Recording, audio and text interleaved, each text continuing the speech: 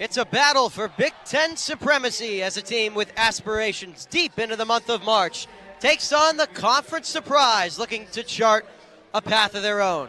It's the Indiana Hoosiers and the Illinois Fighting Illini, two ranked teams, two exciting teams, ready to battle it out this Wednesday night. Good evening, everyone, from the State Farm Center in Champaign, Illinois, and streaming live on Big Ten Plus. On the call, I'm George Gorey alongside Will Charlton. Alec Gilmore will join us shortly. But Will, let's start with the Hoosiers, ranked 6th in the country for a reason. So much quality depth on this squad. They play fast, they can draw multiple defenders, and they have a big piece back that they didn't have in the first matchup between two teams, and that being Grace Berger. Thank you, Alec. Tune the noise out indeed. That's the story for both of these teams, as Illinois down by 6 to start the second half. And let's take a look. Bostic is in, Bryant is in, McKenzie is in. All three of Illinois' players with foul trouble in the game to start things out. They got to make sure to avoid committing early fouls. Bostic's got to stay clean. Bryant's got to stay clean, and McKenzie's got to stay clean. The Illini need all three of them in there for some second half success. And stakes in this game for Illinois too. If Michigan State ends up beating Iowa and Illinois wins this one, they jump into second above these Hoosiers.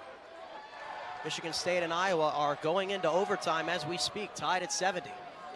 Illinois has their own game to worry about, as do we. Genesis Bryant going inside, turnaround, and a nice move there. And Genesis Bryant joins the double-digit scoring club for the Illini with that bucket, now with 10 of her own.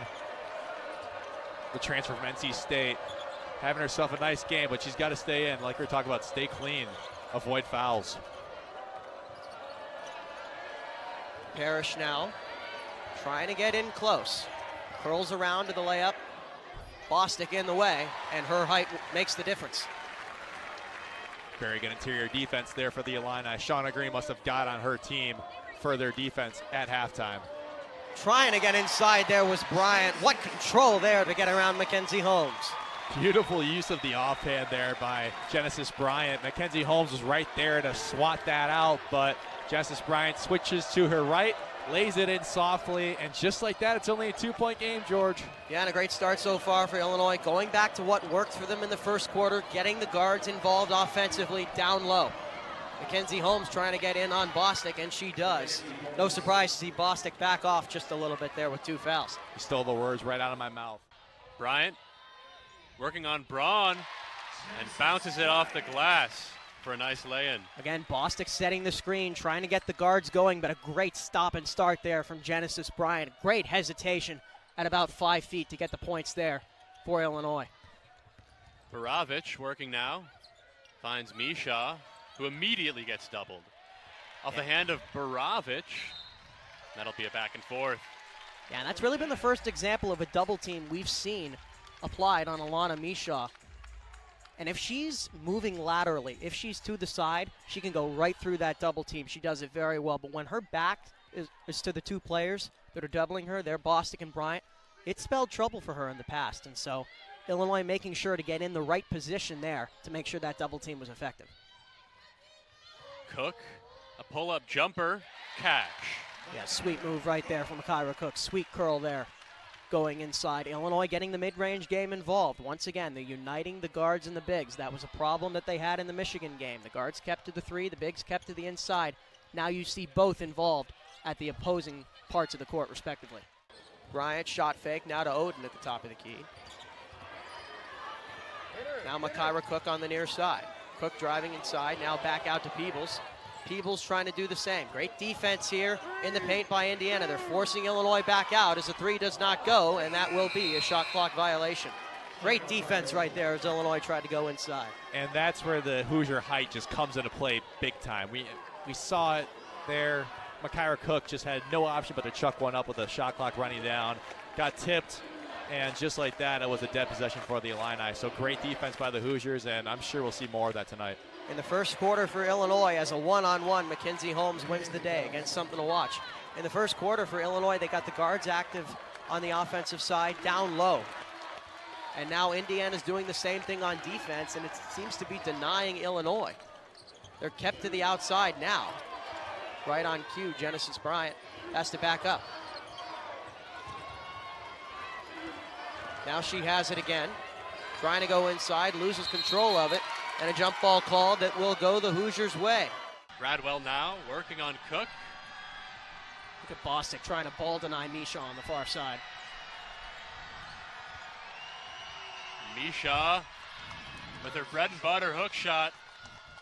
Misha now has a 22-point game along with 10 rebounds. Yeah, that was a sweet move inside. Absolutely no room to work. She has to extend the arm. Sort of an odd angle upon release right there. And McKenzie touches it off the board for two. Count it, +1, going to the line. And I see your sweet hook shot, and I raise you an and one. A great move by McKenzie, continuing back on the curl. We talked about how could she get a rebound game in, and she has ignited Illinois from mid-range. She's brought the mid-range back for this squad. A little bit of an interesting look now as Bostic goes out again. So do you target Rose Misha now? She's got 6'6" Aicha Nadur on her, as they might be resting Bostic a little bit because of that injury that happened in the third. Something to watch going forward here. Now Misha on Nadur. She's just on fire right now. I mean, who can stop Alana Misha? Oh, that's incredible. Bigger body on her, so she has to back up and gain separation. So many different ways that she's been able to gain separation and put up shots, and she's making them. The more this game has gone on, the more clutch she has become. Just an incredible job here from the big from Minnesota. Genesis Bryant from three. It's a little off target, and Misha gathers the rebound. Now a chance to tie or take the lead for the Gophers. Sinano now finds Baravic.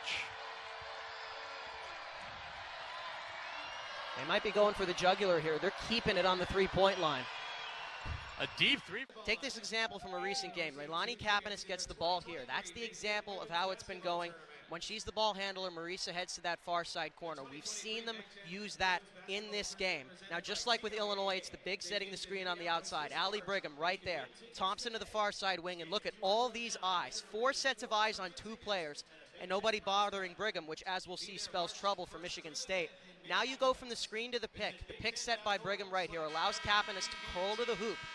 Still, 3 sets of eyes on Thompson, and the only one that can get to Leilani Kapanis. If she does, you have Shea Chesky wide open for a 3-point basket. So just a great play design by Carolyn Keeger that utilizes their strengths and really encapsulates their offense. Again, this is a team whose bread and butter are the ball screens and off-ball movement, and 2 early substitutions, Anna Camden and Allie Brigham, to try and spearhead those screens on the outside. Back here underway in Champaign. Illini up by 11. And Kapanis taking the ball up the court. And we might see a little bit of that action you were just talking about, George. It's Kayla Thomas setting the screens on the outside. Kapanis now. Finds Kayla Thomas. What a great response here by Illinois. They're keeping Penn State to one side of the court. 3 seconds on the shot clock. Marisa, no good. What a great defensive response right there from Illinois, denying Penn State's ability to cross the court. Really, it was just McKenna Marisa one time to get through, and she didn't have anything there. That was just a great defensive response. Makira Cook calling off the screen from Bostic. She's trying to find Genesis Bryant. She does. Bryant's crowded inside the lane, but that leaves a player wide open, and it's Bostic. Another stop here is vital for the Illini. They got to get the ball back. So they got it. And they're getting Bostic involved in other ways, getting the bigs involved.